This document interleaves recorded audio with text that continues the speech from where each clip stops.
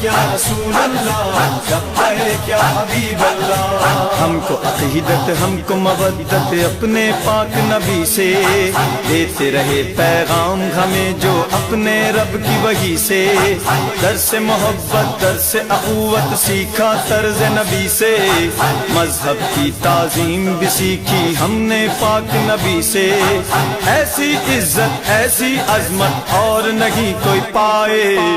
سرکار دو جہاں کی زندگی کے اگر 4 عنوانات کو سیرت مصطفیٰ کا عنوان دیتے ہوئے کچھ توجہ کر لی جائے تو شاید ہمارے معاملات بھی آپ کی سیرت کو مد نظر رکھتے ہوئے بہتر ہو جائیں۔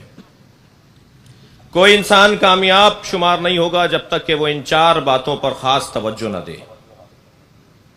کوئی شخصیت بن کر نہیں آئے گا سامنے جب تک کہ وہ ان 4 باتوں کی طرف خاص اس کی توجہ نہ ہو۔ سب سے پہلا موضوع، وہ جسے بھی مانتا ہے، جسے بھی خالق اور رب مانتا ہو، میں بھی عمومی بات کر رہا ہوں، اس کے لیے اس کے پاس وقت کتنا ہے، اپنے رب کے لیے اس کے پاس ٹائم کتنا ہے، اپنے رب کے لیے اس کے پاس وقت کتنا ہے۔ جو شخص ساری دنیا کے لیے وقت رکھتا ہو مگر اپنے رب کے لیے اس کے پاس وقت نہ ہو، یہ کمزور انسان ہے، کمزور شخصیت ہے اس کی۔ جیسے جیسے مصروفیت ہماری بڑھتی جاتی ہے، ایسے ایسے عبادتوں میں کمی آنے کا ایک عام تصور ہے۔ افسر ہو گئے ہیں، گریڈ بڑھ گیا ہے، مصروفیت بڑھ گئی ہے، فلاں اس میں داخلہ لے لیا ہے، اب ٹائم نہیں مل پاتا، لہٰذا اب نماز جماعت میں شریک نہیں ہو رہے، پھر آہستہ آہستہ نماز بھی قضا ہونا شروع ہو گئی، اور پھر ایک وقت آیا کہ جمعے کی نماز اور پھر عید کی نماز تک محدود ہو گئے۔ اپنے رب کے لیے اگر کسی کے پاس وقت نہیں ہے تو وہ انسان ناکام انسان ہے۔ اس انسان کو اپنے رب کے لیے ایک وقت کا تعین کرنا ہوگا جو رب نے خود تعین کر کے دے دیا ہے۔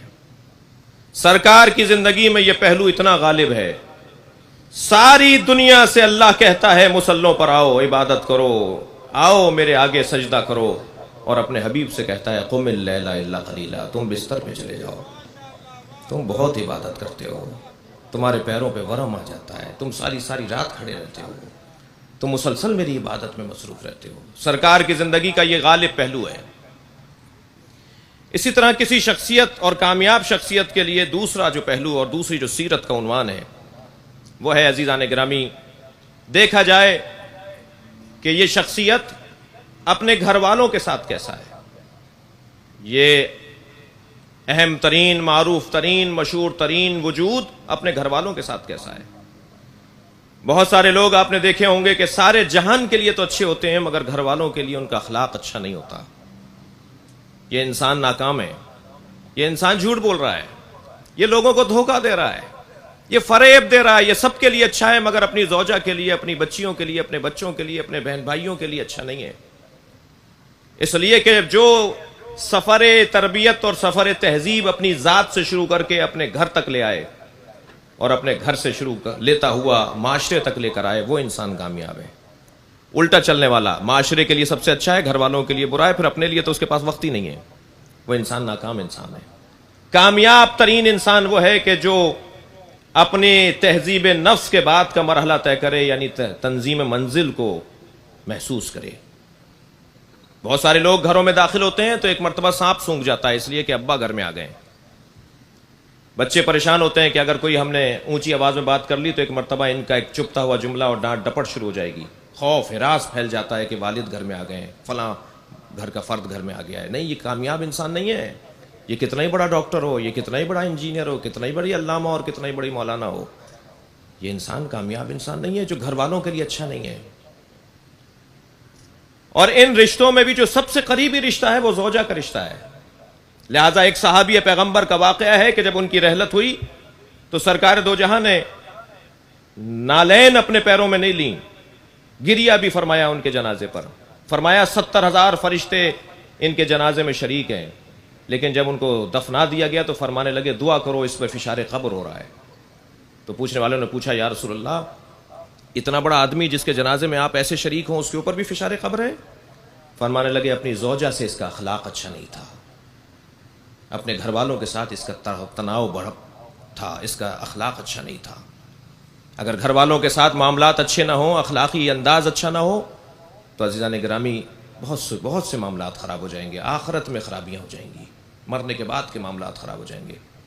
تو معلوم یہ ہوا کہ کامیاب انسان کا ایک عنوان یہ ہے کہ اس کے گھر والوں کے ساتھ اس کا اخلاق اچھا ہو، اور سرکار کی سیرت میں یہ پہلو بھی غالب ہے، اس لیے کہ جب سرکار نے اعلان نبوت فرمایا تو سب سے پہلے زوجہ نے کلمہ پڑھ کے بتایا کہ سچا پیغمبر ہے، گھر والوں نے پہلے تائید کی ہے کہ سچے پیغمبر ہیں، اقرار کیا ہے کہ آپ کی عظمت ایسی ہی ہے جیسی وہ بیان کر رہے ہیں کہ میں رسول ہوں، میں خاتم ہوں، میں اللہ کی جانب سے نمائندہ ہوں۔ یہ دوسرا پہلو ہے سیرت کا۔ سرکار کی سیرت کا تیسرا پہلو یہ ہے کہ دیکھا جائے وہ اپنے دشمنوں کے ساتھ کیسے تھے۔ دوستوں کے ساتھ دوست ہونا بہرحال کارنامہ ہے، اس کے لیے بھی جگر چاہیے، بہت سارے لوگ تو یہ بھی نہیں کر پاتے، لیکن اس سے بڑا کارنامہ ہے دشمنوں کے ساتھ اچھا ہونا۔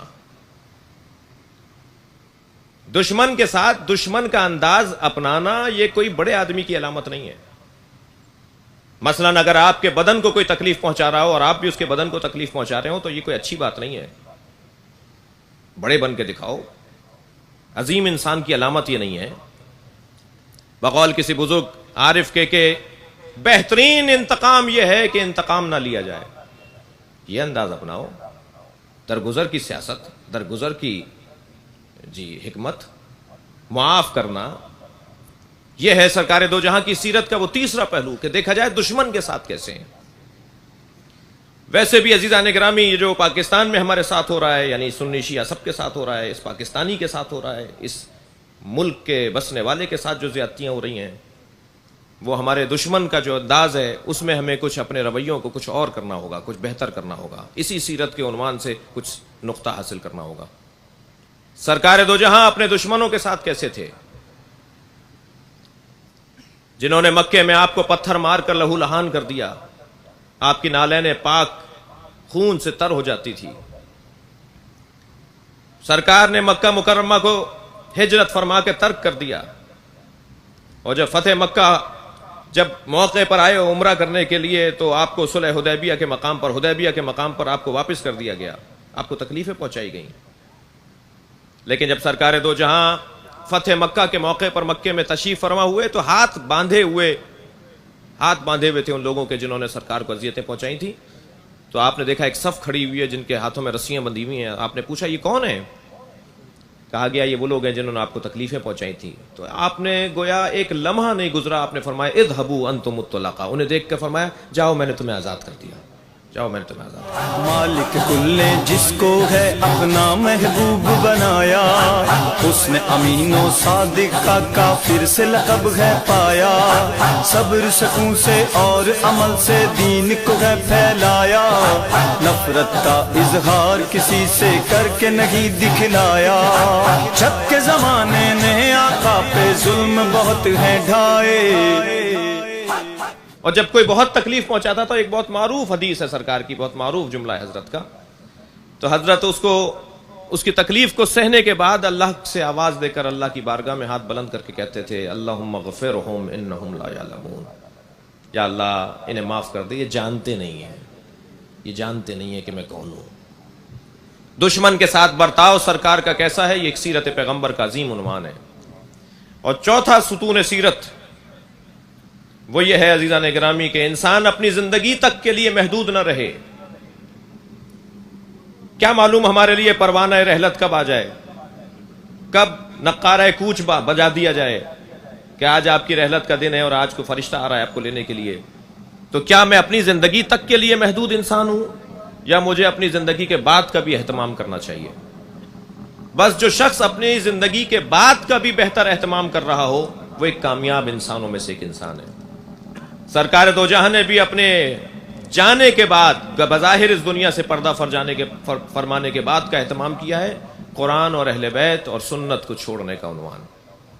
میں تمہارے درمیان قرآن اور اطرت چھوڑ کر جا رہا ہوں، میں تمہیں تنہا چھوڑ کر نہیں جا رہا، تمہاری ہدایت کے لیے ایک کتاب دے رہا ہوں اور تمہاری ہدایت کے لیے اپنی اطرت دے رہا ہوں، اپنی اہل بیت دے رہا ہوں۔